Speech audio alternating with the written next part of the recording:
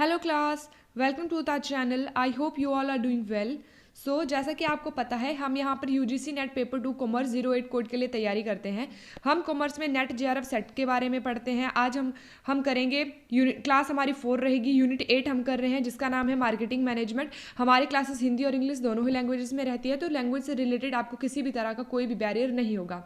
हम कर रहे हैं मार्केटिंग मैनेजमेंट। इससे पहले हमने यूनिट 1, यूनिट 3 एंड यूनिट 7 को पूरा कंप्लीट कर लिया है। जिसने वो क्लासेस नहीं देखी हैं उनको भी जाके देख लीजिएगा। मैंने इनकी अलग से प्लेलिस्ट बना के रख दी है, आप जो है वो उन प्लेलिस्ट को देख सकते हो। साथ में ही आपको डिस्क्रिप्शन में भी प्लेलिस्ट का लिंक दे दूंगी। जिन्होंने वो क्लासेस नहीं देखी हैं तो वहां से जाके क्लासेस को देख सकते हैं। साथ में जिस व्यक्ति को, जिस बच्चे को पीडीएफ चाहिए होंगे वो पीडीएफ को भी प्राप्त कर सकता है। टेलीग्राम का लिंक मैं आपको डिस्क्रिप्शन में दे दूंगी, वहां से आप पीडीएफ को भी, रेगुलर क्लासेस का, रोज क्लासेस लगती हैं, रोज क्लासेस का हर एक दिन का पीडीएफ मैं आपको वहां पर शेयर कर देती हूँ, वहां से आप पीडीएफ को भी देख सकते हो। ठीक है, तो चलिए आज की क्लास को शुरू करते हैं। तो हम कर रहे थे कंज्यूमर बिहेवियर। तो आज हम देखेंगे कि कंज्यूमर बिहेवियर में ट्रेंड्स इन मार्केटिंग क्या रहेंगे, कि मार्केटिंग के अंदर किस तरह के ट्रेंड्स आपके चल रहे हैं, किस तरह के ट्रेंड्स आपके मार्केटिंग के अंदर फेस करने पड़ते हैं, किस किस तरह के आज के समय में मार्केटिंग में किस तरह की मार्केटिंग आप, किसके थ्रू किस तरह की मार्केटिंग आप कर सकते हो। तो देखते हैं इसके अंदर क्या है। Refer to the evolving strategies, techniques and technologies that businesses use to promote their products or services in response to changing consumer behavior। अब किस चीज को रेफर किया जाता है, किन चीजों को इवॉल्व किया जाता है मार्केटिंग के अंदर? जब आप ट्रेंड्स की बात करते हो, जब ट्रेंड्स की बात आएगी तब वहां पर स्ट्रेटजीज, टेक्निक्स एंड टेक्नोलॉजीज का यूज किया जाता है ताकि आप क्या कर सको, अपने प्रोडक्ट्स को, अपनी सर्विसेज को प्रमोट कर सको। अपनी जो आपके प्रोडक्ट्स हैं मार्केट में, आपके जो सर्विसेज हैं, उन प्रोडक्ट्स एंड सर्विसेज को प्रमोट करने के लिए स्ट्रैटेजीज, टेक्निक्स एंड टेक्नोलॉजीज को इन्वॉल्व किया जाता है। ठीक है, ताकि आप कंज्यूमर के बिहेवियर को चेंज कर सको, उनके रिस्पॉन्स को आप देख सको, टेक्नोलॉजीज एडवांसमेंट को देख सको एंड मार्केट में कंडीशंस को देख सको, जिसकी वजह से कंज्यूमर के बिहेवियर में किस तरह का चेंज आया है, या टेक्नोलॉजी का एडवांसमेंट क्या हुई है, मार्केट में कंडीशन किस तरह की है, ये सब आप देख सको। इन सब के लिए आपको स्ट्रेटजीज बनानी है, टेक्निक्स बनानी है, टेक्नोलॉजीज बनानी है, ताकि आप मार्केट के अंदर अपने प्रोडक्ट एंड अपने सर्विसेज को प्रमोट कर सको। These trends shape how companies engage with their audience and stay competitive. अब ये जो आपके पास ट्रेंड्स होते हैं, किसी भी तरह का टेक्नोलॉजिकल ट्रेंड्स आ गए, स्ट्रेटेजिकल आ गए, टेक्नोलॉजिकल आ गए, टेक्निक्स आ गई, आपकी किसी भी से भी रिलेटेड आपका ट्रेंड्स हो सकता है मार्केट के अंदर। तो ये जो आपके ट्रेंड्स होते हैं, ये ट्रेंड्स क्यों हैं? ताकि आप अपनी ऑडियंस के साथ एंड कम्पिटिटिव जो आपके पास कंपनीज होती हैं उनके साथ कंपटीशन बनाए रखो और अपने ऑडियंस के साथ अच्छे से इंगेज कर सको। इस चीज को शेप देते हैं जो आपके ट्रेंड्स होते हैं, उसके अकॉर्डिंग आपको चलना पड़ता है, वरना आप क्या करोगे, अपनी ऑडियंस से पिछड़ सकते हो। साथ में ही आपके जो कंपटीशन है वो आपसे बहुत ज्यादा आगे चला जाएगा, आपके कंपटीटिव आपको छोड़ के मतलब बहुत ज्यादा आगे वो जा सकते हैं। आपका प्रोडक्ट जो है, सर्विस जो है मार्केट में वो कर जाएगा। सो इसके लिए ट्रेंड्स इन मार्केटिंग, इसको आप ट्रेंड्स बोलते हो। जो ट्रेंड्स होते हैं वो आपके बिजनेस को ग्रोथ करते हैं, आपकी टारगेट ऑडियंस तक आपको पहुंचाते हैं एंड कंपटीशन को बनाए रखने में भी हेल्पफुल करते हैं। Marketing trends keep evolving based on technology, consumer demands and culture shift, so businesses must stay updated to remain relevant and effective। तो मतलब मार्केट ट्रेंड्स क्या होते हैं, इसकी वजह से आपकी टेक्नोलॉजी को चेंज किया जा सकता है, कंज्यूमर डिमांड आपकी चेंज हो सकती है, कल्चर को शिफ्ट किया जा सकता है जो ट्रेंड्स होते हैं। तो आपको स्टे ट्यून्ड रहना पड़ेगा, स्टे अपडेटेड रहना पड़ेगा, किसके साथ, इन ट्रेंड्स के साथ जो मार्केट के अंदर चलते हैं। जैसे मान लीजिए पहले के टाइम पे कैसे स्किनी जीन्स का बहुत ज़्यादा ट्रेंड चला था, वो ट्रेंड था, है ना। अब धीरे धीरे अब कैसी जीन्स आ गई हैं, अब थोड़ी वेल बॉटम जैसी जीन्स पहनते हैं, स्ट्रेट पैंट्स आप पहनते हैं। सो वो ट्रेंड इस तरह का है। अब उन पैंट्स को ज़्यादा फॉलो नहीं किया जाता है, उनको लोग ज़्यादा पसंद नहीं करते हैं, क्योंकि वो ट्रेंड अब चेंज हो गया। अगर जो मार्केटिंग अभी तक भी वैसे ही पैंट्स बना रही है तो वो कंपटीशन से बहुत पीछे रह सकती हैं। साथ में ही जो न्यू ट्रेंड्स को फॉलो करती हैं वही तो बिजनेस आगे बढ़ पाएगा। सो ये होता है, इसको आप बोलते हो ट्रेंड्स। तो आपको ट्रेंड्स के साथ अपडेट रहना पड़ेगा और उसी के अनुसार आपको अपने बिजनेस में ग्रोथ करनी पड़ेगी, अपने बिजनेस की टेक्नोलॉजी को, एडवांसमेंट को चेंज करना पड़ेगा। अब देख सकते हैं आप किस तरह का ट्रेंड हो सकता है, सोशल मीडिया, सोशल मार्केटिंग। अब किस तरह की मार्केटिंग हो सकती है, क्योंकि हम ट्रेंड्स पढ़ रहे हैं मार्केटिंग के अंदर, तो मार्केटिंग के अंदर किस तरह का ट्रेंड आया है, सोशल मार्केटिंग का ट्रेंड आया है। अब सोशल मार्केटिंग क्या होती है? सोशल मार्केटिंग होती है आपकी एक ऐसी स्ट्रेटजी होती है जो कंज्यूमर के बिहेवियर को देखती है कि कंज्यूमर किस तरह से बिहेवियर को चेंज कर रहा है, उसका पूरा सोसाइटी के ऊपर या पूरा होल के ऊपर कितना इफेक्ट उसका पड़ रहा है। तो सोशल मार्केटिंग होती है जो समाज के माध्यम से की जाती है, ठीक है, उसको आप बोलते हो सोशल मार्केटिंग। अब अनलाइक कॉमर्शियल मार्केटिंग के अंदर क्या होता है कि उनका मेन प्रॉफिट होता है, उसका मेन एम होता है प्रॉफिट को अर्न करना और कंपटीशन में आगे रहना, यही मतलब होता है ना कॉमर्शियल मार्केटिंग जब आप करते हो। वहीं पर सोशल मार्केटिंग का मतलब होता है कि आपको सारे समाज को वेलबींग के लिए काम करना है, जो भी आपका सोशल है उसके वेलबींग को ऊपर उठाना है, उसके अच्छे के लिए काम करना है। जैसे हेल्थ केयर में आपने काम कर दिया, स्कूल एंड एजुकेशन में आपने काम कर दिया, इस हॉस्पिटैलिटी में अगर आपने काम कर दिया तो वो हो गया सोशल वर्क जब आप करते हो, सोशल मार्केटिंग जब आप करते हो। क्योंकि कॉमर्शियल मार्केटिंग का मेन फोकस तो वो मार्केटिंग करना ही हुआ, उनका मेन फोकस हो गया कि प्रॉफिट को ही आप लोग को जनरेट करना है। लेकिन वहीं पर सोशल मार्केटिंग का आपका मेन फोकस वेलबींग के लिए भी रहता है, प्रॉफिट भी अर्न करना होता है, लेकिन साथ में सोशल वेलबींग बढ़े, इसका भी इनका एक पॉजिटिव काम ये होता है, ठीक है। इसका एम क्या होता है? सेल प्रोडक्ट और सर्विस और प्रॉफिट से सोशल मार्केटिंग, जबकि सोशल मार्केटिंग फोकस किसके ऊपर करती है? प्रमोट पॉजिटिव सोशल चेंज, कि समाज के ऊपर पॉजिटिवली चेंज हो। जैसे कि रिड्यूस प्लास्टिक को आपको रिड्यूस करना है, ज़्यादा आपने प्लास्टिक का यूज़ नहीं करना है, क्योंकि प्लास्टिक जो होती है आपके एनवायरनमेंट के लिए हार्मफुल होती है, तो उसको कम यूज़ कीजिए। तो इस तरह के सोशल मार्केटिंग इन सब चीज़ों के ऊपर फोकस करती है जो सोशल चेंज से रिलेटेड होते हैं और पॉजिटिव चेंज आते हैं, सच एज पब्लिक हेल्थ हो गया, एनवायरमेंटल प्रोटेक्शन हो गया, और सोशल वेलबींग के लिए काम करती है। पब्लिक हेल्थ के लिए हो गया, एनवायरमेंट को प्रोटेक्शन किस तरह के दिलानी है, सस्टेनेबल डेवलपमेंट आपकी होती रहे मार्केटिंग के अंदर, आपके एनवायरमेंट के अंदर, तो उसके लिए वेलबींग के लिए काम करती है। It is commonly used by government, non profit organization and social enterprises. तो जो आपकी सोशल मार्केटिंग होती है इसका प्रयोग किसके द्वारा किया जाता है? इसका प्रयोग जनरली गवर्नमेंट के द्वारा किया जाता है, क्योंकि गवर्नमेंट सोशल के वेलबींग के लिए काम करती है। नॉन प्रॉफिट ऑर्गेनाइजेशन के द्वारा किया जाता है, क्योंकि नॉन प्रॉफिट ऑर्गेनाइजेशन भी इनका मेन मोटिव प्रॉफिट अर्न करना नहीं होता है, और ये भी सोशल के वेलबींग के लिए काम करती हैं। सोशल एंटरप्राइजेस के लिए, सोशल एंटरप्राइजेस वो होती हैं जो समाज के लिए काम करते हैं, ऐसे उद्यम जो समाज के लिए कार्यरत हैं। उनसे रिलेटेड आपकी सोशल मार्केटिंग होती है। अब ऑब्जेक्टिव देते हैं सोशल मार्केटिंग के ऑब्जेक्टिव्स क्या हैं। तो फर्स्ट इसका ऑब्जेक्टिव है प्रमोट पॉजिटिव बिहेवियर चेंज। क्या होता है कि लोगों का जो पॉजिटिव बिहेवियर है उसको चेंज करना है, प्रमोट करना है, सॉरी चेंज नहीं करना है, प्रमोट करना है। लोगों का जो बिहेवियर होता है, किसी भी चीज के प्रति लोगों का बिहेवियर होता है, लेकिन उसको पॉजिटिवली चेंज करना है, आपको पॉजिटिव वे में आपको उसको चेंज करना है। इसके लिए प्रमोट करने का काम आपकी सोशल मार्केटिंग करती है। इनकरेज करती है पीपल को टू डेवलप हेल्दियर, सेफर और मोर सस्टेनेबल बिहेवियर करे, कि जो आपके एनवायरनमेंट के लिए अच्छे हो। जैसे रिड्यूसिंग प्लास्टिक यूज, वही है कि प्लास्टिक का कम से कम यूज कीजिए, क्योंकि आपकी एनवायरनमेंट के लिए सही नहीं है। उसके बाद आपके पास आता है raise awareness on social issues, कि जो भी आपके सोशल इश्यूज होते हैं, समाज से रिलेटेड जो आपके इश्यूज होते हैं, उससे रिलेटेड अपनी अवेयरनेस को, लोगों से रिलेटेड अवेयरनेस को आप रेज कीजिए,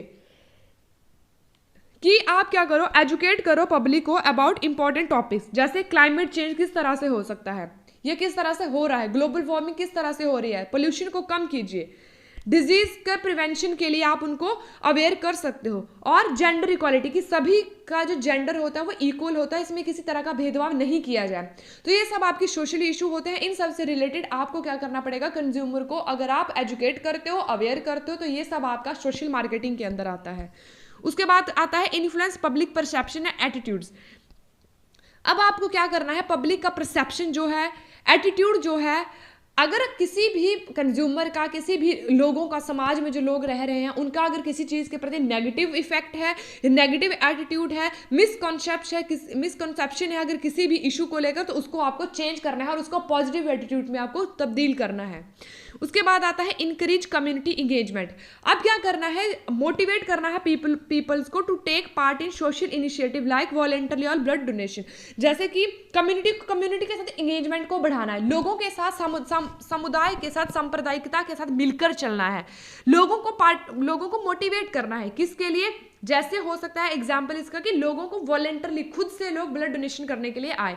ये कैसा काम है? सोशल का काम है, सामाजिक कार्य है। तो सामाजिक कार्य का काम हो गया ब्लड डोनेशन। तो ब्लड डोनेशन के लिए वॉलंटरली आप लोग जो है खुद से मोटिवेट हो, खुद से करो। तो इस तरह से लोगों को मोटिवेट करना है। उसके बाद आता है support policy and government initiative.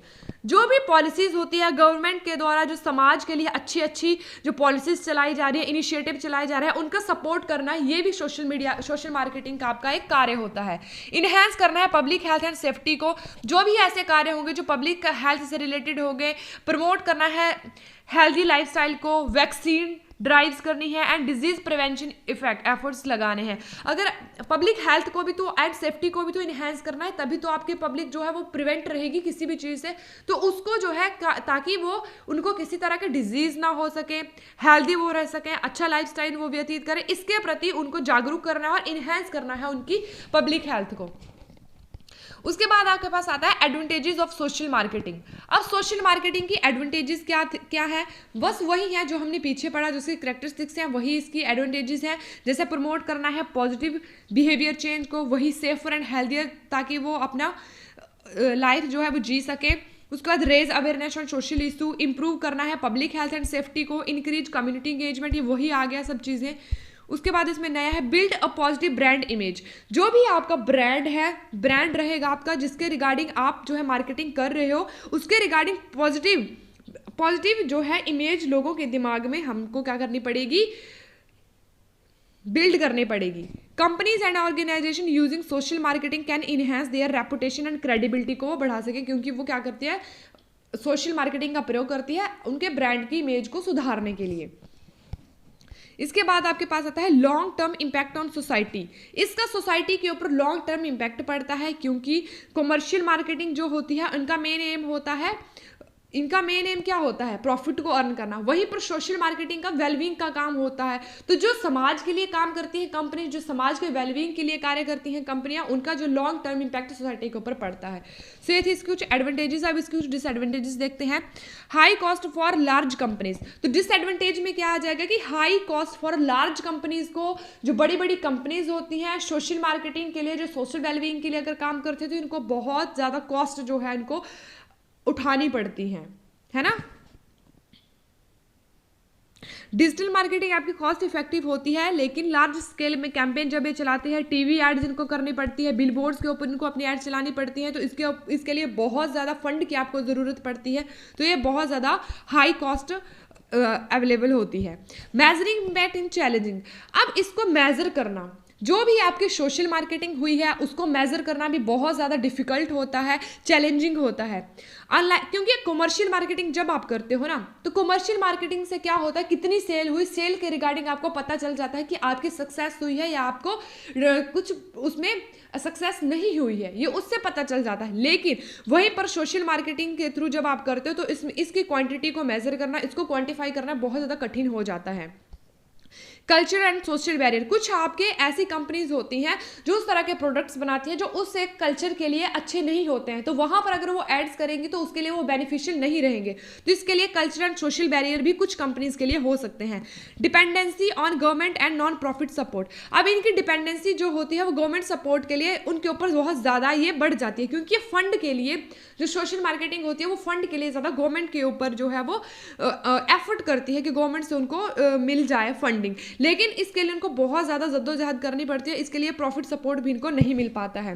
Slow returns. अब सोशल मार्केटिंग जब आप करते हो, समाज के लिए जब आप कोई काम करते हो, इसमें आपको स्लो रिजल्ट, इसको धीरे धीरे स्लो रिजल्ट आपको मिलते हैं, देखने को मिलते हैं। धीरे धीरे आपके इसमें बिहेवियर चेंज होता है, इसमें बहुत ज़्यादा समय भी लगता है। उसके बाद आपके पास नेक्स्ट टॉपिक आता है ऑनलाइन मार्केटिंग। अब ऑनलाइन मार्केटिंग को आप डिजिटल मार्केटिंग भी बोल सकते हो, है ना। आज के टाइम पे किसी तरह की मार्केटिंग की जाती है, ऑनलाइन मार्केटिंग की तो सबसे ज़्यादा की जाती है। तो ऑनलाइन मार्केटिंग का मतलब ये होता है कि जब भी आप इंटरनेट के माध्यम से, इलेक्ट्रॉनिक के माध्यम से जब आप मार्केटिंग करते हो, प्रोडक्ट के बारे में बताते हो पीपल्स को, लोगों को, तो उसको आप बोलते हो ऑनलाइन मार्केटिंग। जब आपने इंटरनेट के माध्यम से बताया, अपने प्रोडक्ट की जानकारी दी, अपनी सर्विसेज की जानकारी दी, लेकिन दी किसके माध्यम से, इंटरनेट के माध्यम से, तो उसको बोलते हैं ऑनलाइन मार्केटिंग। देखते हैं क्या है online marketing, also known as digital marketing. तो जब आपके पास क्वेश्चन डिजिटल मार्केटिंग से आएगा तो ऑनलाइन मार्केटिंग ही आप उसको कहते हो। Refer to the use of the internet and digital channels to promote product, services और ब्रांड्स। क्या किया जाता है, अब आपके जो प्रोडक्ट्स होते हैं, सर्विसेज होती हैं, ब्रांड्स होते हैं, प्रोडक्ट सर्विसेज ब्रांड्स को प्रमोट करने के लिए डिजिटल चैनल्स का प्रयोग किया जाता है, उसको आप बोलते हो online marketing. It help businesses reach a global audience. किस चीज़ में हेल्प करती है? ग्लोबल ऑडियंस तक पहुंचने के लिए। अब ऑनलाइन मार्केटिंग के माध्यम से आप ऐसा तो नहीं है एक ही व्यक्ति को बता रहे हो, एक ही कम्युनिटी को बता रहे हो, एक ही ग्रुप को बता रहे हो, नहीं। जब आप ऑनलाइन मार्केटिंग करते हो तब उस आपके जो ऑडियंस होती है वो ग्लोबली आप अपनी ऑडियंस के साथ कनेक्ट कर पाते हो। तो यहाँ पर आपकी जो रीच होती है वो ग्लोबली होती है। इंगेज कर सकते हो आप कस्टमर के साथ easily and drive sale using various online strategy. आप अपनी सेल को इनहेंस कर सकते हो बहुत सारी ऐसी ऑनलाइन स्ट्रेटेजीज का प्रयोग करके, ठीक है। तो इसको आप बोलते हो ऑनलाइन मार्केटिंग। अब आप देखते हैं टाइप्स ऑफ ऑनलाइन मार्केटिंग कि ऑनलाइन मार्केटिंग आप किस किस तरह से कर सकते हो या ऑनलाइन मार्केटिंग किस तरह से की जाती है, इसके कितने टाइप्स होते हैं। तो सबसे पहले आपके पास आता है search engine optimization. Search engine optimization, SEO आप जिसको बोलते हो, इसका मतलब क्या होता है? अब आपने अपनी एक वेबसाइट बनाई है ना, आपने कोई भी वेबसाइट बना दी। अब उस वेबसाइट का सर्च करके कितने व्यक्ति वहां तक पहुंच रहे हैं, उसको आप बोलते हो कि आप जितने आपके प्रोडक्ट का, जितने आपकी वेबसाइट का सर्च किया जाएगा, गूगल के ऊपर किया जाएगा या मोज़िला पे किया जाएगा, कहीं पर भी किया जाएगा, सर्च किया जाएगा आपके वेबसाइट को, आपके प्रोडक्ट को, उसको आप बोलते हो सर्च इंजन ऑप्टिमाइजेशन। तो optimizing website to rank higher on search engine like Google. Google से आप सर्च कर सकते हो, तो वहां पर भी जितनी भी सर्च की जाती है किसी से भी रिगार्डिंग, वो भी तो सर्च इंजन ऑप्टिमाइजेशन है। Increase organic unpaid traffic to a website. यहाँ पर आपके पास कैसा ट्रैफिक आता है? ऑर्गेनिक ट्रैफिक आपके पास आता है। यहाँ पर किसी भी तरह का कोई पेड आपके पास ट्रैफिक नहीं होता है, सारा अनपेड होता है। जो भी वेबसाइट को ओपन करके खुद वहां पर सर्च करके जाता है उसको आप बोलते हो सर्च इंजन ऑप्टिमाइजेशन। उसके बाद आता है सर्च इंजन मार्केटिंग। क्या आता है? Search engine marketing. जब आप सर्च इंजन के ऊपर पेड एडवर्टाइजिंग करते हो।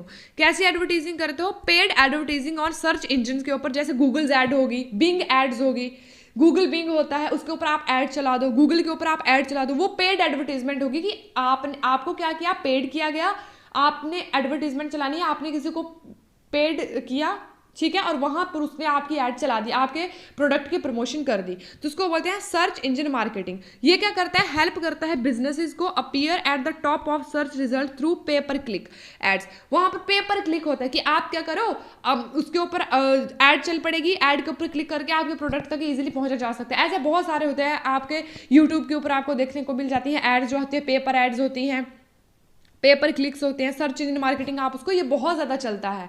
गूगल पे आपको गूगल पे आती हैं, आपको यूट्यूब पे आती है, फेसबुक पे आती है, जिसको आप स्किप भी कर सकते हो, कुछ नॉन स्किपेबल होते हैं, कुछ को आपको पूरी देखना पड़ता है, तो इस तरह की आपकी होती है। उसके बाद आपके पास आती है social media marketing. Social media marketing क्या होती है? जो सोशल प्लेटफॉर्म के माध्यम से की जाती है। जैसे आप अपने प्रोडक्ट एंड सर्विसेज को सोशल प्लेटफॉर्म के माध्यम से, जैसे फेसबुक आ गया, इंस्टाग्राम आ गया, ट्विटर आ गया, लिंक्डइन आ गया, टिकटॉक आ गया, ये आपके कैसे सोशल मीडिया प्लेटफॉर्म है। इन प्लेटफॉर्म के माध्यम से जब आप अपने प्रोडक्ट को प्रमोट करते हो, इसको आप बोलते हो सोशल मीडिया मार्केटिंग, जिसके अंदर आपके both organic and paid campaign जो होते हैं, स्पॉन्सर्ड एंड फ्री भी होते हैं, इसके अंदर दोनों को इंक्लूड किया जाता है सोशल मीडिया मार्केटिंग के अंदर, ठीक है। उसके बाद आपके पास आता है कंटेंट मार्केटिंग। कंटेंट मार्केटिंग क्या होता है? इसके अंदर वैल्यूबल कंटेंट बनाया जाता है, ब्लॉग्स के माध्यम से हो गया, वीडियो के माध्यम से हो गया, इन्फोग्राफिक्स के माध्यम से हो गया, या ई बुक्स के माध्यम से, ताकि यहाँ पर कंटेंट बना दिया जाएगा, यहाँ पर एक अच्छी सी ऐड चला दी जाएगी, कंटेंट बनाया जाएगा, पूरा उसमें समझाया जाएगा आपको प्रोडक्ट के बारे में, एवरीथिंग नॉलेज आपको वहाँ पर दी जाएगी, ताकि आप ज़्यादा से ज़्यादा ऑडियंस को अट्रैक्ट कर सको, ज़्यादा से ज़्यादा ऑडियंस को आप इंगेज कर सको। ये क्या करता है? हेल्प करता है build brand authority and customer trust को। किसमें ये हेल्प करता है? ताकि आप ब्रांड अथॉरिटी को बढ़ा सको और कस्टमर के ट्रस्ट को बढ़ा सको, इसके लिए कंटेंट मार्केटिंग की जाती है। ये टाइप्स हैं आपके ऑनलाइन मार्केटिंग के। इसके बाद आपके पास आते हैं ईमेल मार्केटिंग। अब ईमेल मार्केटिंग क्या होती है? ईमेल के माध्यम से जब प्रोडक्ट्स के बारे में, प्रोडक्ट और सर्विसेज के बारे में ईमेल करी जाएगी, लोगों को बताया जाएगा, आपकी ऑडियंस को बताया जाएगा, किसके माध्यम से? ईमेल के माध्यम से, तब आप उसको बोलते हो ईमेल मार्केटिंग। जब आप पर्सनली ईमेल करते हो, आप अपने प्रोडक्ट्स को प्रमोट करने के लिए ईमेल्स के माध्यम से, न्यूज़लेटर के माध्यम से एंड पर्सनलाइज्ड मैसेज करते हो कस्टमर्स को। यहाँ पर यूज्ड फॉर कस्टमर रिटेंशन, इसका यूज क्यों किया जाता है? ताकि कस्टमर ज्यादा से ज्यादा आपके प्रोडक्ट के बारे में रिटेंशन रख सके, उसको याद रख सके, प्रोडक्ट के साथ अपडेट हो सके एंड स्पेशल ऑफर्स भी आप प्राप्त कर सको। तो इस तरह से आपकी ईमेल मार्केटिंग की जाती है। होता है ना, आपकी ईमेल के ऊपर आपको एड्स आती हैं, बहुत सारे आपको एडवर्टीजिंग आती है, प्रमोटिंग एडवर्टीजिंग आती है, तो वो सब क्या है, ईमेल मार्केटिंग, वो वहां से आपको ईमेल करी जाती है ताकि आप प्रोडक्ट के बारे में जान सको। उसके बाद आपके पास आती है एफिलेटेड मार्केटिंग। एफिलेटेड मार्केटिंग होती है जो आपकी थर्ड पार्टी जो है इसमें इन्वॉल्व होती है। वो क्या करती है, आपके कंटेंट को, आपके जो प्रोडक्ट एंड सर्विसेज होती हैं उसको प्रमोट करती हैं, बदले में कमीशन वो लेती हैं, उसको आप बोलते हो एफिलेटेड मार्केटिंग। तो क्या करते हैं, पार्टनरिंग विद थर्ड पार्टी के साथ इसमें पार्टनरशिप की जाती है, एफिलिएट्स किया जाता है। एक जो है प्रमोट करती है प्रोडक्ट को और बदले में क्या करती है, कमीशन लेती है। जितना भी सेल होता है, कभी कभी होता है कि जैसे सेल करी है, अगर सेल आपकी 100% हो गई है तो उसका जो 10% होगा वो आपको, सेल का 10% आपको दे दिया जाएगा, वो कमीशन हो गया। टोटल सेल में से आपने कमीशन रख लिया अपना। सो वो होता है एफिलेटेड मार्केट, आप इसको बोलते हो। एक इसमें होती है common on platform like Amazon, affiliates and influencer blogs, इसमें ये कॉमन देखने को मिल जाती है। उसके बाद आपके पास आती है इन्फ्लुएंसर मार्केटिंग। अब इन्फ्लुएंसर मार्केटिंग क्या होती है? इन्फ्लुएंसर मार्केटिंग होती है जब आप कोलैब करते हो विद इन्फ्लुएंसर के द्वारा। जैसे आपको देखने को मिलता है इंस्टाग्राम पे आपके जो जिसको आपने फॉलो किया होता है, बहुत बड़े बड़े सेलिब्रिटीज होते हैं, बहुत बड़े सोशल इन्फ्लुएंसर होते हैं, उनके माध्यम से प्रोडक्ट की सर्विसेज, उनके माध्यम से क्या करवाया, प्रमोट करवाया जाता है प्रोडक्ट्स को, है ना। तो उसको आप बोलते हो इन्फ्लुएंसर मार्केटिंग, कि इन्फ्लुएंसर के माध्यम से कोई जो बड़ा है, जिसके बारे में, जिसके ज़्यादा फॉलोअर्स हैं या जिसको ज़्यादा लोग जानते हैं, उसके माध्यम से ज़्यादा लोगों को उस प्रोडक्ट के बारे में बताया जाएगा। जैसे इंस्टाग्राम पे, यूट्यूब पे, टिकटॉक, आपके पास ऐसे इनका यूज़ करके इन्फ्लुएंसर मार्केटिंग की जाती है। इसके बाद आपके पास आता है वीडियो मार्केटिंग। अब वीडियो मार्केटिंग क्या होती है? वीडियो बनाई जाएगी, वीडियो के माध्यम से प्रोडक्ट के बारे में पूरी नॉलेज दी जाएगी। जैसे आप यूट्यूब पे कर सकते हो, फेसबुक पे कर सकते हो, इंस्टाग्राम रील्स बना सकते हो, टिकटॉक पे कर सकते हो, ताकि ज़्यादा से ज़्यादा कस्टमर को आप इंगेज कर सको। इसमें क्या हो सकते हैं, ट्यूटोरियल्स आप बना सकते हो, टेस्टिमोनियल्स इसमें हो सकते हैं, प्रोडक्ट का रिव्यू आप इसमें दे सकते हो, ब्रांड स्टोरी टेलिंग, ब्रांड के बारे में आप पूरी स्टोरी आप वहाँ से बता सकते हो। तो वीडियो मार्केटिंग आप इसको बोलते हो। इसके बाद आपके पास आती है डिस्प्ले मार्केटिंग।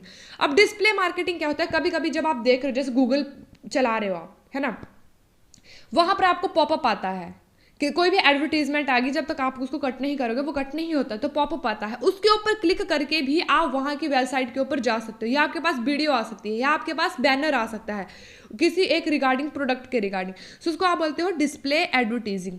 इसके ऊपर ऑफन यूज फॉर, इसके द्वारा आप क्या कर सकते हो, रीटारगेट कर सकते हो प्रोडक्ट को। किसको रीटारगेट किया जाता है? इसके अंदर उन कस्टमर्स को किया जाता है जो प्रीवियसली विजिट कर चुके हैं वेबसाइट के ऊपर, उनको दोबारा से रीटारगेट किया जाता है डिस्प्ले एडवर्टाइजिंग के माध्यम से। उसके बाद आपके पास आती है मोबाइल मार्केटिंग। अब मोबाइल मार्केटिंग क्या होता है? जब आप मोबाइल के माध्यम से रीच करते हो कस्टमर को थ्रू एसएमएस के माध्यम से, मोबाइल ऐप के माध्यम से, पुश नोटिफिकेशन के माध्यम से, लोकेशन बेस्ड एड्स आपके पास होते हैं। फोकसेस किया जाता है on user accessing content on smartphone and tablets के माध्यम से। अगर जिसके पास टैबलेट है, जिसके पास स्मार्टफोन है, उनके ऊपर कंटेंट को दिखाया जाता है, पहुंचाया जाता है वहां तक जो यूजर्स होते हैं आपके, उन यूजर तक। तो इसको आप बोलते हैं मोबाइल के माध्यम से जब आप तक कोई कंटेंट पहुंचाया जाता है, उसको आप बोलते हैं मोबाइल मार्केटिंग। तो ये है आपके पास टाइप्स ऑफ ऑनलाइन मार्केटिंग। इसके बाद आपके पास आता है एडवांटेजेस ऑफ ऑनलाइन मार्केटिंग। तो क्या एडवांटेजेस है इसकी? ग्लोबल रीच है, ग्लोबली आप इसमें आप एक कंटेंट बनाओगे, एक जगह पर आप ऑनलाइन मार्केटिंग करोगे, वो पूरी ग्लोबली तक उसकी रीच आपकी हो जाएगी। एक्सेस कहाँ तक पहुंच जाएगा? ग्लोबली हो जाएगी। तो इसको आप बोलते हो ग्लोबल रीच इसके अंदर होती है। कॉस्ट इफेक्टिव ये होता है कंपेयर टू ट्रेडिशनल मार्केटिंग के माध्यम से। अगर आप देखा जाए तो ऑनलाइन मार्केटिंग मोर अफोर्डेबल होती है। ट्रेडिशनल मार्केटिंग में तो बहुत ज़्यादा खर्चा होता है, आपकी बहुत ज़्यादा कॉस्ट उसके अंदर लगती है, लेकिन वहीं पर कॉस्ट इफेक्टिव कौन सी होती है आपकी? ऑनलाइन मार्केटिंग के अंदर थोड़ा सा खर्चा करके आप क्या कर सकते हो, अफोर्डेबिलिटी के साथ सबको इसकी पहुंच, एक्सेस इसको दे सकते हो। Targeted advertising. अब आप क्या कर सकते हो, allow businesses to reach specific audience based on demographic interest and behaviour. अब आप टारगेट एडवर्टाइजिंग कर सकते हो, इसके माध्यम से आप इजीली अपनी टारगेट ऑडियंस तक पहुंच सकते हो, जिसको भी आप टारगेट करना चाहते हो अकॉर्डिंग टू डेमोग्राफिक, तो आप वहीं पर अपनी वीडियोस को भेजोगे। इंटरेस्ट के बाद जिसका जिस प्रोडक्ट के रिगार्डिंग इंटरेस्ट रहेगा आप उसी को वो चीज़ें भेजोगे। सो ये है उनके बिहेवियर के अकॉर्डिंग टारगेट एडवर्टाइजिंग आप कर सकते हो। 24/7 अवेलेबिलिटी रहती है, ऑनलाइन मार्केटिंग जो होती है 24/7 आप इसके द्वारा एडवर्टाइजिंग कर सकते हो, इसमें किसी भी तरह का टाइम से रिलेटेड कोई भी बैरियर आपका इसमें नहीं होता है, ठीक है। उसके बाद क्या आता है, मेजरेबल रिजल्ट। इसके अंदर जो भी रिजल्ट आते हैं वो मेजरेबल होते हैं। जैसे आपके पास आपने क्या किया, फेसबुक के ऊपर आपने अपना कोई पेज बनाया, सोशल पेज बनाया। अब फेसबुक के ऊपर जब आप कोई पेज बनाते हो तो वहां पर इनसाइट आप देख सकते हो, कितनी ऑडियंस आई, कितनी ऑडियंस गई, कितने आपको लाइक्स हुए, कितने कमेंट्स हुए, कितने लोगों ने आपको देखा, वो सब वहां पर इनसाइट के माध्यम से आप अपने रिजल्ट को मेजर कर सकते हो। तो उसी के तरह ऑनलाइन मार्केटिंग के माध्यम से भी आप रिजल्ट को मेजर कर सकते हो। हायर इंगेजमेंट, अब सोशल मीडिया के माध्यम से आप इंटरेक्शन कर सकते हो, अपने कंटेंट को क्रिएट कर सकते हो और कम्युनिकेट कर सकते हो बहुत सारे ब्रांड के साथ, बहुत सारे कस्टमर के साथ, जिसकी वजह से आपकी हायर इंगेजमेंट होती है। उसके बाद आता है फास्टर एंड मोर फ्लेक्सिबल। ये कैसा है, आपके पास बहुत फास्टरी मतलब इजी वे में और बहुत जल्दी ये लोगों तक पहुंच सकता है, और फ्लेक्सिबल भी होता है, रियल टाइम में लोगों तक जल्दी ये पहुंचता है। उसके बाद आपके पास आता है मल्टीपल मार्केटिंग चैनल। अब इसके ऊपर जो भी इसके पहले हमने जो भी चैनल्स पढ़े, टाइप्स में पढ़े ना, हमने एसईओ कर सकते हो, एसएमएम कर सकते हो, या सोशल मीडिया ईमेल्स आप कर सकते हो, पीपीसी आप कर सकते हो, इनके पेपर क्लिक, इनके माध्यम से आप मल्टीपल चैनल्स के माध्यम से मार्केटिंग आप कर सकते हो। ईजी कस्टमर इंटरेक्शन, इनके माध्यम से आप इजीली कस्टमर के साथ इंटरेक्शन कर सकते हो, सोशल मीडिया के माध्यम से ईमेल को अलाउ कर सकते हो, कम्युनिकेट कर सकते हो कस्टमर के साथ ईजिली। तो ये है आपके पास एडवांटेजेस ऑफ ऑनलाइन मार्केटिंग। उसके बाद अगर किसी चीज़ की एडवांटेजेस है तो डिसएडवांटेजेस भी ऑब्वियस सी बात है होगी। तो इसके डिसएडवांटेजेस देखते हैं क्या है। हाई कंपटीशन, अब आज के टाइम में हर कोई जो भी बिजनेसमैन है, जो भी कंपनी है, वो क्या करती है, ऑनलाइन मार्केटिंग को बढ़ावा दे रही है, ऑनलाइन मार्केटिंग हो रहा है, जिसकी वजह से इस फील्ड के अंदर बहुत ही ज़्यादा कंपटीशन हो गया है, ठीक है, डिफिकल्ट हो गया है, बहुत ज़्यादा डिफिकल्ट है इसके अंदर अपने प्रोडक्ट की एडवर्टाइज करना और टारगेट ऑडियंस तक इसको इजीली पहुंचाना, क्योंकि बहुत ज़्यादा आपको इसमें कंपटीशन को फेस करना पड़ता है। इसके बाद क्या आता है, डिपेंडेंस ऑन इंटरनेट एक्सेस। अगर आपके पास इंटरनेट नहीं होगा तो विदाउट इंटरनेट आप ऑनलाइन मार्केटिंग नहीं कर सकते हो। तो ऑनलाइन मार्केटिंग के लिए आपको किसके ऊपर डिपेंड रहना पड़ेगा, इंटरनेट के ऊपर आपको हर टाइम डिपेंड रहना ही पड़ेगा। तो इसको आप बोलते हो डिपेंडेंसी ऑन इंटरनेट एक्सेस के ऊपर। प्राइवेसी एंड सिक्योरिटी इशू, अब इसमें बहुत बड़ा इशू रहता है, कैसा, प्राइवेसी एंड सिक्योरिटी। बहुत सारे साइबर थ्रेट्स होते हैं, हार्म होते हैं, वायरस हो सकता है जो इसके थ्रू आपके मार्केटिंग को जो है इफेक्ट कर सकता है, आपकी वेबसाइट को इफेक्ट कर सकता है। उसके बाद आता है कंटेंट एल्गोरिदम चेंज। अब क्या होता है, जब भी आप ऑनलाइन मार्केटिंग करते हो, इसमें जो भी कंटेंट एल्गोरिदम होता है वो कंटिन्यूसली चेंज होता रहता है, ठीक है। अगर वो चेंज होता रहता है तो आपको भी अपने वेबसाइट को उसी के द्वारा, अपनी मार्केटिंग को उसी के द्वारा चेंज करना पड़ेगा, वरना आप जो है मार्केटिंग अच्छे से या कंपटीशन से आप पीछे रह जाओगे। तो ये होता है। इसके बाद आता है टेक्निकल इश्यूज। इसमें बहुत ज़्यादा टेक्निकल इश्यूज भी आपको फेस करने पड़ सकते हैं, जैसे वेबसाइट ऐप्स के ऊपर अगर कोई टेक्निकल प्रॉब्लम आ गई तो इसकी वजह से डिस्टर्ब आपका हो सकता है, ठीक है, मार्केटिंग एफर्ट्स आपके डिस्टर्ब हो सकते हैं। उसके बाद आपके पास आता है ट्रस्ट इशू। अब ऑनलाइन स्कैम बहुत ज़्यादा होते हैं, ठीक है। अब इसकी वजह से जैसे एड्स होती है वो आपको मिसलीड कर सकती हैं। तो ऑनलाइन भी जब भी आप मार्केटिंग करते हो, ऑनलाइन मार्केटिंग के ऊपर भरोसा करना थोड़ा सा डिफिकल्ट हो जाता है ना, डिफिकल्ट हो जाता है। तो इसकी वजह से न्यू ब्रांड्स के ऊपर भरोसा करना, तो ट्रस्ट इशूज में बहुत ज़्यादा रहते हैं। इनिशियल इन्वेस्टमेंट, नेक्स्ट पॉइंट आता है इनिशियल इन्वेस्टमेंट। इसमें बहुत ज़्यादा लगती है जब भी आप ऑनलाइन मार्केटिंग करते हो। इसमें इनिशियल जब प्रारंभिक आप जो भी इन्वेस्टमेंट करोगे, जैसे आपको सर्च इंजन ऑप्टिमाइजेशन करनी पड़ेगी, वेबसाइट बनानी पड़ेगी, पे पर क्लिक करने के लिए आपको बहुत ज़्यादा मनी एंड टाइम की इसमें बहुत ज़्यादा ज़रूरत होती है। Negative feedback spreads quickly. अगर आप नेगेटिव फीडबैक इसके अंदर कुछ करते हो, या अगर मान लीजिए आपने कोई चीज़ परचेज करी, आपको वो अच्छी नहीं लगी, ठीक है, आपके अकॉर्डिंगली वो अच्छी नहीं थी वो चीज़, मान लीजिए आपने उसका नेगेटिव रिव्यू दे दिया है, नेगेटिव आपने उसके ऊपर लिख दिया कि नहीं, this product is not the very good. अगर आपने कुछ ऐसा कर दिया तो अगर कोई और उसको देखेगा तो वो इससे इन्फ्लुएंस होगा। नेगेटिव चीज़ है क्योंकि वो जल्दी स्प्रेड होगी, तो आप दूसरा कोई व्यक्ति है तो उसको वो लेने परचेज नहीं करेगा, क्योंकि उसके ऊपर रिव्यू अच्छा नहीं मिला है, आपने उसको रेटिंग भी अच्छी नहीं दी है। तो इसीलिए जो नेगेटिव फीडबैक होता है वो ऑनलाइन मार्केटिंग के माध्यम से क्विकली स्प्रेड होता है। उसके बाद आपके पास आती है ऑनलाइन मार्केटिंग प्रोसेस। अब ऑनलाइन मार्केटिंग प्रोसेस क्या होती है, अब देखते हैं किस तरह से आप ऑनलाइन मार्केटिंग कर सकते हो। इसकी प्रोसेस क्या है, या ऑनलाइन मार्केटिंग जब भी आपको करनी है इसके लिए कौन कौन से स्टेप्स को आपको फॉलो करना पड़ेगा। तो सबसे पहले आइडेंटिफाई करना पड़ेगा गोल्स एंड ऑब्जेक्टिव को, कि आपका जो गोल्स एंड ऑब्जेक्टिव वो आपको क्लियर होने चाहिए कि आपका मेन ऑब्जेक्टिव क्या है।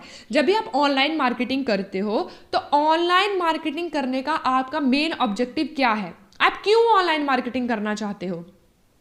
क्या आपका मेन मोटिव जनरेशन को लीड करना है, या आपका ब्रांड अवेयरनेस करना है, या आपका सेल को इंक्रीज करना है, क्या आपका ऑब्जेक्टिव है। कुछ भी तो आपका ऑब्जेक्टिव हो सकता है। कोई एक ऑब्जेक्टिव अगर आप लोगे तो उसी के ऊपर तो आप फोकस करोगे। आप 5 ऑब्जेक्टिव लेकर आप चलोगे तो आप किसके ऊपर फोकस कर पाओगे, नहीं कर पाओगे ना। तो जब आप क्या करोगे, गोल के ऊपर आपका ऑब्जेक्टिव जो होगा वो क्लियर होगा, आपको पता रहेगा कि आपको कौन का गोल क्या है, ऑब्जेक्टिव क्या है, वो आपको पता रहेगा, तभी तो आप अच्छे से मार्केटिंग कर पाओगे। आपको क्या करना पड़ेगा, मेजरेबल की परफॉर्मेंस इंडिकेटर को सेट करना पड़ेगा। वेबसाइट के ऊपर ट्रैफिक को बढ़ाना है, या कन्वर्जन करना है रेट्स को, या सोशल मीडिया एंगेजमेंट, कुछ भी आपका हो सकता है। तो इसके लिए आपको सबसे पहले ऑब्जेक्टिव एंड गोल आइडेंटिफाई होने चाहिए कि आपको सोशल मीडिया मार्केटिंग या आपको ऑनलाइन मार्केटिंग करनी है तो वो किस बेसिस के ऊपर आपको करनी है। उसके बाद research and understand target audience. जब आपने एक बार अपने ऑब्जेक्टिव को आइडेंटिफाई कर लिया, उसके बाद आपको क्या करना है, रिसर्च करना है एंड अंडरस्टैंड करना है टारगेट ऑडियंस को। जो आपकी टारगेट ऑडियंस क्या रहेगी, आपका रिसर्च करनी है उसकी, कि कौन से डेमोग्राफिकली क्या होगा, या आपकी इंटरेस्ट क्या होगा, या बिहेवियर के अकॉर्डिंग, किसके अकॉर्डिंग आप जो है कौन सी मार्केट को आप टारगेट करना चाहते हो, कौन से ऑडियंस को आप टारगेट करना चाहते हो, उसके बाद आपको ये पता होना चाहिए। इसकी आप रिसर्च करोगे। उसके बाद आप क्या करोगे, डेवलप करोगे मार्केट स्ट्रेटजी, कि कौन सी मार्केट के थ्रू, कौन सी मार्केट चैनल के थ्रू आप स्ट्रेटजी को अपनाओगे, कौन सी आप मार्केट स्ट्रेटजी का प्रयोग करेंगे। Choose the best online marketing channel. SEO आप करोगे, पीपीसी के माध्यम से करोगे आप अपनी ऑनलाइन मार्केटिंग। ये आपके पास चैनल्स हैं, ये आपके पास सभी चैनल्स हैं, इन्हीं चैनल्स के माध्यम से आप क्या करोगे, मार्केटिंग करोगे। तो आपको ये चुनना होगा कि इनमें से कौन सा आप प्लेटफॉर्म को चूज करोगे मार्केटिंग करने के लिए, ठीक है। उसके बाद आप क्या करोगे, प्लान करोगे किस तरह का कंटेंट आप क्रिएट करोगे, ब्लॉग बनाओगे, वीडियो बनाओगे, इन्फोग्राफिक्स बनाओगे, या एड्स बनाओगे। उसके बाद आप बजट को सेट करोगे, पेड कैंपेन बनाओगे, या ऑर्गेनिक कैंपेन आप चलाओगे। तो ये सब है। उसके बाद मार्केट स्ट्रेटजी को आप डेवलप करोगे। उसके बाद क्या करोगे, क्रिएट हाई क्वालिटी कंटेंट। इसके बाद क्या किया जाएगा, क्रिएट हाई क्वालिटी कंटेंट किया जाएगा। Develop engaging, valuable and relevant content, tailored, optimize content for search engine to improve visibility. अब क्रिएट हाई क्वालिटी कंटेंट। अब इसके बाद आपको क्या करना पड़ेगा, हाई क्वालिटी कंटेंट बनाने हैं ताकि वीडियोस, ईमेल्स, या जिस भी तरह का आप कंटेंट बनाओगे वो आपको दूसरे कंपटीटर से डिफरेंट लगे, है ना। तो हाई क्वालिटी कंटेंट अब आपको बनाना है जिसमें आप हर प्रकार की चीज़ को इसके अंदर इन्वॉल्व करो। उसके बाद आपके पास आता है इम्प्लीमेंट मार्केटिंग कैंपेन। उसके बाद मार्केटिंग कैंपेन चलाना है, लॉन्च करना है कैंपेन को अक्रॉस सिलेक्टेड डिजिटल प्लेटफॉर्म। जो भी आपके पास प्लेटफॉर्म है, गूगल ऐड आ गया, फेसबुक आ गया, इंस्टाग्राम, ईमेल, इसके द्वारा आपको क्या करना पड़ेगा, कैंपेन को प्लेटफॉर्म के माध्यम से अब इसको इम्प्लीमेंट भी करना है कि कौन से प्लेटफॉर्म के ऊपर अब आप अपनी सोशल मार्केटिंग या आप ऑनलाइन मार्केटिंग को चलाओगे, या कहाँ से आप अपने कंटेंट को दिखाओगे दूसरों को। से आता है आपके पास, इम्प्लीमेंट करोगे आप उसको, यूज करोगे automation tools for scheduling and efficiency, optimize website and landing page for better use experience, या ये सब चीज़ें आप देखोगे। उसके बाद आपके पास आता है मॉनिटर एंड एनालिसिस परफॉर्मेंस। अब जैसे आपके पास मैंने आपको बताया फेसबुक इनसाइट होती है, गूगल एनालिटिक्स होता है, उसके जरिए आप अपनी परफॉर्मेंस को एनालिसिस करोगे, कंटिन्यूसली इसको मॉनिटर करोगे, तभी तो आपको पता चलेगा कि इसके ऊपर इनसाइट किस तरह की हो रही है, इसके ऊपर ऑडियंस आ रही है, नहीं आ रही है, लोग देख रहे हैं आपके प्रोडक्ट को या नहीं देख रहे हैं। तो इसको कंटिन्यूसली मॉनिटर किया जाएगा। इसके बाद क्या किया जाएगा, ऑप्टिमाइज एंड इंप्रूव स्ट्रेटजी। अगर इसके अंदर कुछ ऑप्टिमाइज करने की जरूरत है, स्ट्रेटजीज को इंप्रूव करने की जरूरत है, या स्ट्रेटजीज बनाने की जरूरत है, या स्ट्रेटजीज को इफेक्टिवली चेंज करना है, तो ये सब चीजें इसके अंदर की जाएगी और इसके अंदर स्ट्रेटजीज को इंप्रूव किया जाएगा। इसके बाद आते हैं scale and expand marketing efforts. अब इसके बाद क्या किया जाएगा, अगर आपको ऐसा लगता है धीरे धीरे, अगर आपको ऐसा लग रहा है अच्छे से इंप्लीमेंट हो गया, अच्छे से ऑब्जेक्टिव बन गए, आप अच्छे से वो चल रहे हैं, ब्रांड बिल्ड आपका हो रहा है, तो आप धीरे धीरे आप अपने स्केल को बढ़ाओगे, एक्सपैंड करोगे, आप मार्केट एफर्ट्स लगाओगे, increase budget and reach for high performing campaign लगाओगे, explore new channels, market and automation tools for further growth के लिए या नेक्स्ट ग्रोथ अगर आपको करनी है, इसके लिए आप नए चैनल्स को ढूंढोगे, आपकी जो इसमें कमियां रहेगी उनको आप उनको आप कम करने का प्रयास करोगे और अपनी ग्रोथ को आप एक्सपैंड करोगे। अब धीरे धीरे आप मार्केट एफर्ट्स लगाओगे और उसको एक्सपैंड करोगे। सो ये सब था आपके पास। उसके बाद आपके पास आता है डायरेक्ट मार्केटिंग। अब डायरेक्ट मार्केटिंग तो हमने पिछले क्लासेस में भी पढ़ा है कि डायरेक्ट मार्केटिंग क्या होती है। सो डायरेक्ट मार्केटिंग आपकी होती है कि जब भी आप मार्केटिंग करते हो विदाउट एनी इंटरमीडिएटर, जब आप डायरेक्टली सेल करते हो अपने प्रोडक्ट्स को, अपनी सर्विसेज को डायरेक्टली सेल करते हो कंज्यूमर को, टारगेट ऑडियंस को, उसको आप बोलते हो डायरेक्ट मार्केटिंग। इसमें किसी भी तरह का कोई भी इंटरमीडिएटर नहीं होता है, इंटरमीडिएटर को किसी भी तरह का कमीशन नहीं देना पड़ता है। इसमें जो मैन्युफैक्चरर होता है वो पोटेंशियल कंज्यूमर तक अपने आप पहुंचता है। ठीक है। Direct marketing is a promotional strategy where business communicate directly with potential और एग्जिस्टिंग कस्टमर विदाउट इंटरमीडिएटर। ठीक है, बिना किसी इंटरमीडिएटर के जब आप अपने पोटेंशियल कस्टमर तक पहुंचते हो उसको आप बोलते हो direct marketing. It aims to generate an immediate response such as purchase inquiry और सब्सक्रिप्शन अनलाइक ट्रेडिशनल।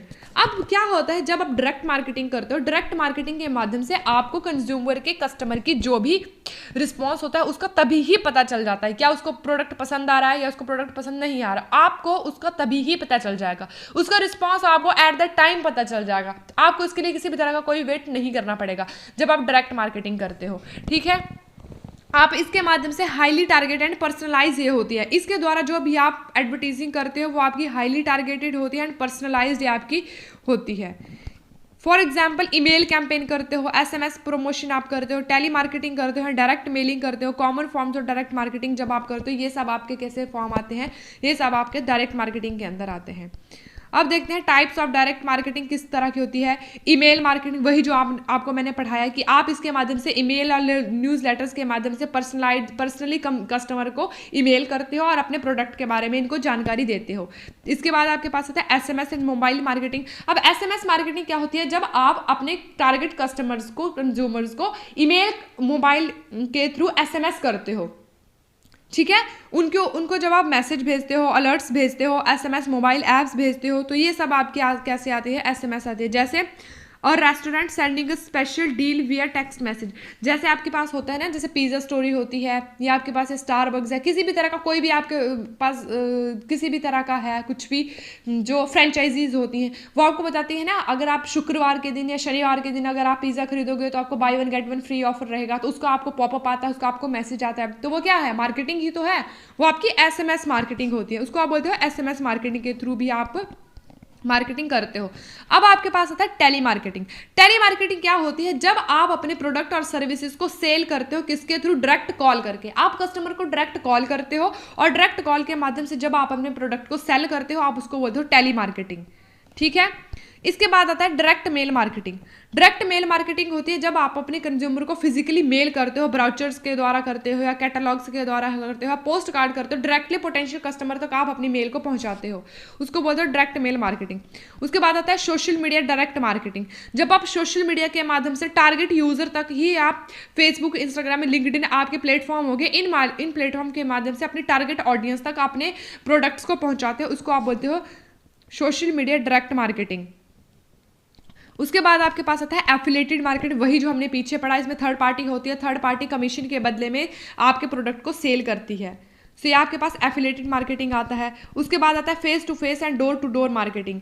अब face to face and door to door marketing क्या होती है, जब आपने आमने सामने रहकर फेस टू फेस जब आप पर्सनल सेलिंग करते हो, आप उसको बोलते हो फेस टू फेस, जिसमें आप कस्टमर जो है आपके सामने रहता है, आप अपने प्रोडक्ट को उसको दिखाते हो और बेचते हो।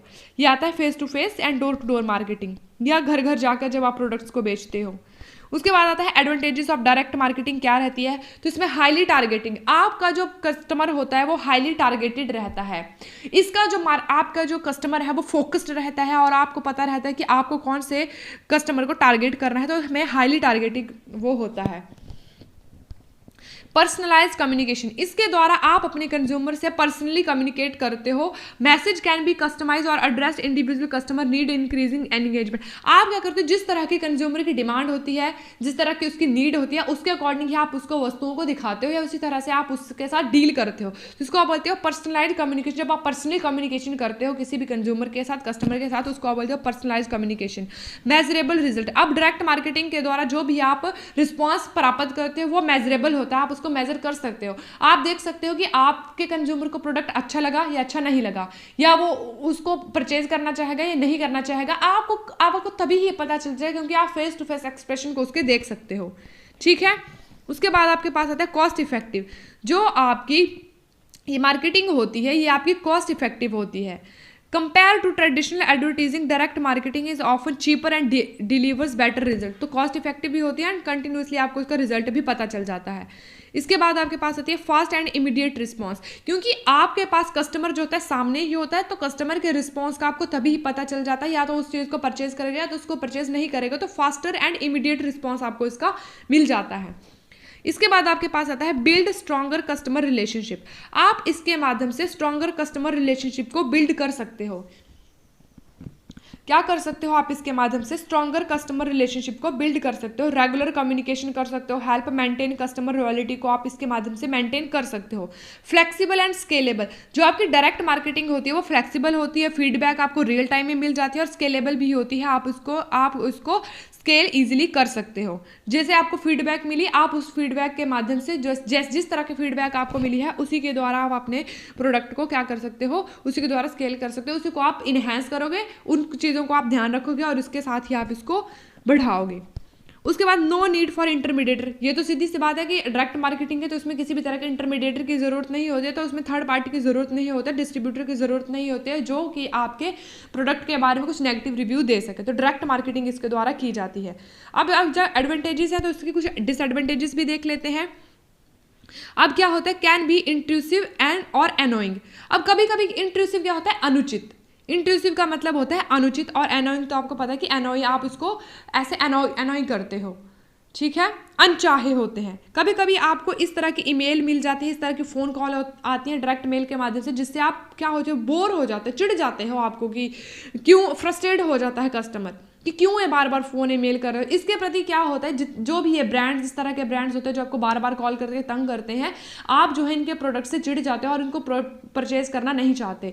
तो इसकी वजह से इंट्रूसिव हो जाता है, अनुचित, एनोइंग हो जाते हैं, कभी कभी अनवांटेड जब आपको चीज़ें मिलती हैं। तो नेगेटिव ब्रांड परसेप्शन इसकी वजह से दिमाग में बन जाती है। लो रिस्पॉन्स रेट, इसके माध्यम से कस्टमर जो है डायरेक्ट मार्केटिंग के माध्यम से लो रिस्पॉन्स रेट इसका रहता है। Telemarketing, specially email and telemarketing करते हैं लोग, इसको बहुत ज़्यादा इग्नोर करने का प्रयास करते हैं।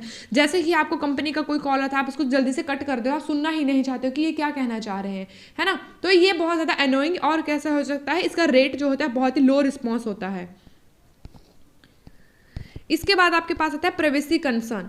अब इसके माध्यम से आपके प्राइवेसी का भी कंसर्न रहता है। अब लोग अपनी प्राइवेसी को नहीं बताना चाहते हैं। कभी कभी ऐसे इस तरह के कॉल्स आते हैं जिसके बारे में आपसे पूछा जाता है कि आप कहाँ से हो, ये वो या कुछ भी। तो इस तरह लोग प्राइवेसी के साथ कंसर्न होते हैं और अपने किसी भी प्रकार की जानकारी को शेयर नहीं करना चाहते हैं। तो ये भी इसके अंदर एक बहुत बड़ा बैरियर होता है। इसके बाद आता है हाई इनिशियल कॉस्ट। इसके अंदर इनिशियल कॉस्ट बहुत ज़्यादा होती है। जब भी आप डायरेक्ट मार्केटिंग करते हो, डायरेक्ट मेथड का प्रयोग करते हो, तो ये बहुत ज़्यादा आपके पास कैसे होती है, इनिशियल कॉस्ट इसमें बहुत ज़्यादा हाई आती है। और इसमें टाइम कंज्यूमिंग भी ये बहुत होती है। जब आप पर्सनली चीज़ों को बेचते हो या पर्सनली आप कम्युनिकेट करते हो कंज्यूमर के साथ या एडवर्टीजिंग करते हो, पर्सनली डायरेक्ट करते हो, तो इसमें बहुत ज़्यादा टाइम भी लगता है, टाइम कंज्यूमिंग की होती है। और इसमें क्या होता है, लिमिटेड रीच। आप इसमें केवल उन्हीं कंज्यूमर तक पहुंच सकते हो जिनसे आप डायरेक्टली मिले हुए होते हो, और इसकी ग्लोबली रीच नहीं होती है। तो ये कैसा होता है, लिमिटेड रीच इसके अंदर आपकी होती है। नेगेटिव ब्रांड इमेज, कभी कभी क्या होता है, नेगेटिव मार्केट ब्रांड इमेज भी आपकी डायरेक्ट मार्केटिंग के माध्यम से बन सकती है। तो ये थे इसके कुछ नेगेटिव इम्पैक्ट। अब देखते हैं ग्रीन मार्केटिंग क्या होता है।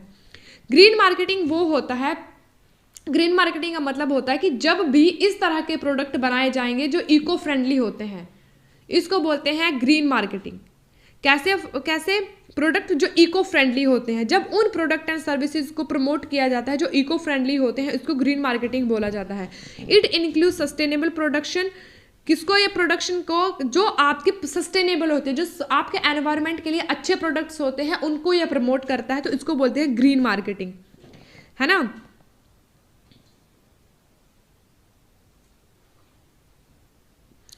तो ग्रीन मार्केटिंग के अंदर क्या होता है, इसका गोल होता है ऐसे कंज्यूमर को अट्रैक्ट करना जो इको फ्रेंडली कॉन्शियस होते हैं, ऐसे प्रोडक्ट्स जो इको फ्रेंडली कॉन्शियस होते हैं, या ऐसे कंज्यूमर जो इको फ्रेंडली कॉन्शियस होते हैं उनको प्रमोट करते हैं, और जो सस्टेनेबल कंजम्पशन करते हैं उसको, उसके लिए आपकी ग्रीन मार्केटिंग की जाती है जो इको फ्रेंडली होती है।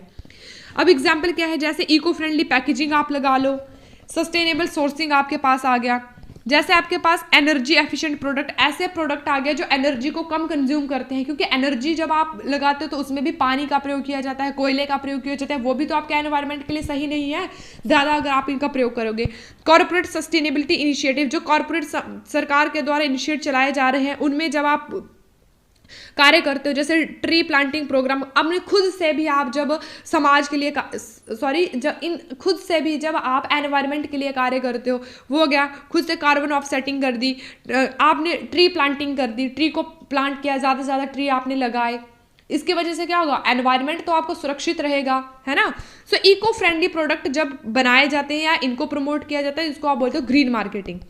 उसके बाद इवैल्यूएशन किस तरह से हुआ है, तो सबसे पहला फेज 1 है जो 1960 से 1980 तक रहा, इकोलॉजिकल ग्रीन मार्केटिंग। इसको आप क्या बोलते हो, इकोलॉजिकल ग्रीन मार्केटिंग, जो 1960 से 1980 के बीच में रहा। इसमें किसके ऊपर फोकस किया गया, on reducing environmental harm caused by industrial pollution. जो इंडस्ट्रियल पॉल्यूशन होता है, इसकी वजह से जो एनवायरनमेंट को हार्म होता है, एनवायरनमेंट को हानि होती है, इसको कम करने के लिए जो है आपके ग्रीन मार्केटिंग को बढ़ावा दिया गया। Government and NGO raise awareness about pollution and environment damage. अब जो गवर्नमेंट थी एंड एनजीओ जो आपके होते हैं, उन्होंने क्या किया, जो आपके पोल्यूशंस हैं, पोल्यूशन के रिगार्डिंग अवेयरनेस को बढ़ाया, और जो एनवायरमेंटल डैमेज है उसको कम करने का प्रयास किया। Early regulation like the clear act and clean water act was introduce. किस तरह के रेगुलेशन इसके अंदर इन्वॉल्व किए गए, क्लियर एयर एक्ट लाया गया एंड क्लियर वाटर एक्ट को इसमें इन्वॉल्व किया गया। सो ये था आपका इकोलॉजिकल ग्रीन मार्केटिंग 1960 से 1980 तक। इसके बाद सेकंड फेज है एनवायरमेंटल ग्रीन मार्केटिंग, जो 1980 से 1990 के बीच में बना। जो आपका इकोलॉजिकल ग्रीन मार्केटिंग के अंदर आपके जो बनाए गए थे जिस तरह के रूल्स एंड रेगुलेशन, इसको इसमें इंप्लीमेंट किया गया। जैसे क्या इंप्लीमेंट किया गया, businesses started making product with less harmful environmental effect. इस तरह के प्रोडक्ट बनाने शुरू कर दिए इंडस्ट्रीज ने, बिजनेसेस ने, जो आपके एनवायरमेंट के लिए लेस हार्मफुल है। रिसाइकिल किया गया एनर्जी एफिशिएंसी को and eco labelling become popular, इसमें बहुत ज़्यादा हो गया। कंपनी ने अडॉप्ट किया कॉर्पोरेट सोशल रिस्पॉन्सिबिलिटी को, CSR की, समाज के लिए हमारी भी कुछ जिम्मेदारी बनती है, इसको प्रैक्टिस को इन्होंने अडॉप्ट किया।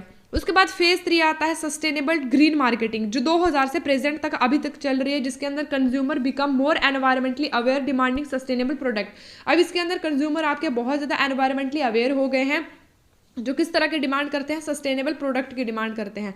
बिजनेसेस फोकस करते हैं लॉन्ग टर्म सस्टेनेबिलिटी के ऊपर रैदर देन मार्केटिंग टैक्टिक्स को वो ध्यान में नहीं रखते हैं, लेकिन लॉन्ग टर्म सस्टेनेबिलिटी बना रहे, लॉन्ग टर्म स्थिरता आपकी बनी रहे, इसके ऊपर ये ज़्यादा फोकस करते हैं। Companies integrated green supply chains, renewable energy and zero waste goals के ऊपर की एनर्जीज आपकी कम से कम यूज हो, जीरो वेस्ट गोल्स आपके हों। Global efforts like the Paris agreement and SDG, जिसके SDG आ गया सस्टेनेबल डेवलपमेंट गोल, इसके बारे में आप क्या करोगे, पेपर 1 में भी आप पढ़ोगे। तो SDGs को जो है वो प्रमोट किया गया, ठीक है। सो ये रहा आज का आपका टॉपिक, जिसके बीच में आपने ट्रेंड्स इन मार्केटिंग में देखे, ट्रेंड्स इन मार्केटिंग पढ़े। यहाँ से आपको क्वेश्चन एग्जाम में पूछा जा सकता है, तो इनको आप ध्यान से तैयार कीजिएगा। जिनको इसका PDF चाहिए, PDF के लिए टेलीग्राम लिंक को ज्वाइन कर लीजिए। वहाँ पर आपको हर दिन जो क्लासेस लगती हैं, जब भी क्लासेस होती हैं, तो उसका आपको लिंक वहाँ पर प्रोवाइड कर दिया जाता है। जिन बच्चों ने प्लेलिस्ट नहीं देखी है पुरानी, उन प्लेलिस्ट को भी देख लीजिएगा, ठीक है। और अगर आपको अच्छा लगा होगा सेशन तो लाइक कीजिएगा, शेयर कीजिएगा एंड सब्सक्राइब कीजिएगा। Thanks for watching, thank you.